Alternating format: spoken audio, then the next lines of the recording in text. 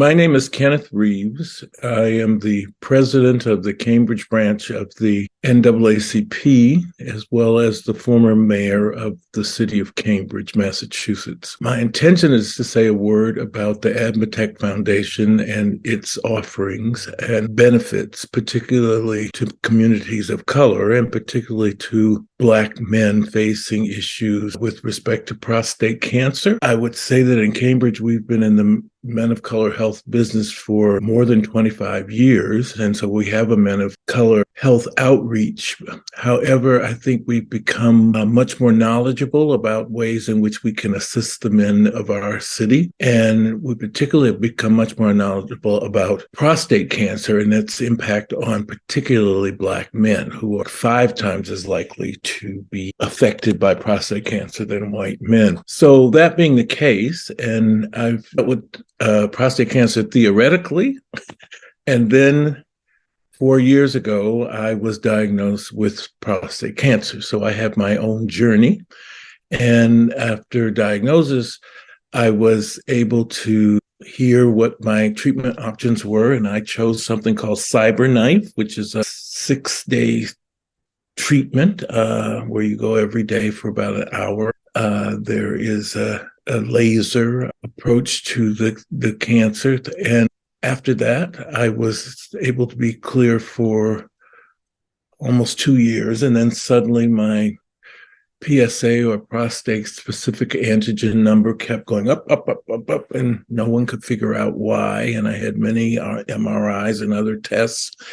And that's when I met AdMeTech, because I was describing this to a friend, and they said, "It sounds like you're lost in the maze of what to do when your numbers are inexplicable." So I was in touch with our Dr. Stern, and basically I had to tell her there is a test that they don't have in Boston that I need to have. It's an imaging test. It's very advanced. It's in Europe, but not yet approved by the FDA. And she said, "I'll get it for you." And she was able to arrange it through Sloan Kettering in New York. So after much red tape and bureaucracy, I was able to get that imaging test, and it did find where the prostate cancer had moved to an area around my lung, which my doctor, who's a very important, famous department head at Dana-Farber, said he had only seen one case in his career, so he was pretty sure it wasn't to the lung.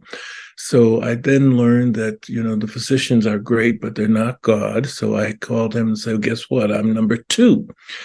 And after being number 2, I still have had to have these various questions that I don't feel competent to answer about what next steps should be in my medical care. So while I have a wonderful team at Dana-Farber, who Dr. Stern led me to, but even in all that wonderfulness, there are questions that I don't feel competent to answer. So she just 2 days ago helped me to answer 2 great big questions. So I think this is timely for you to hear that. In my big questions were whether I should participate in a particular study, which would, I'm now on a very expensive pill that has my PSA number at 00000. So this is $16,000 a month. And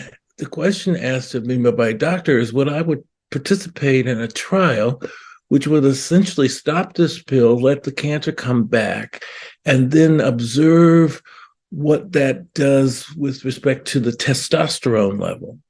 And the doctor also said, well, we don't get many Black men in trials, so we'd like to get it would be important if you were to say yes. And so this was hanging over my head like a cloud. I couldn't decide, because I want to do whatever I can do that will be helpful to both science and to prostate cancer with respect to Black men, because self-interest is a wonderful motivator.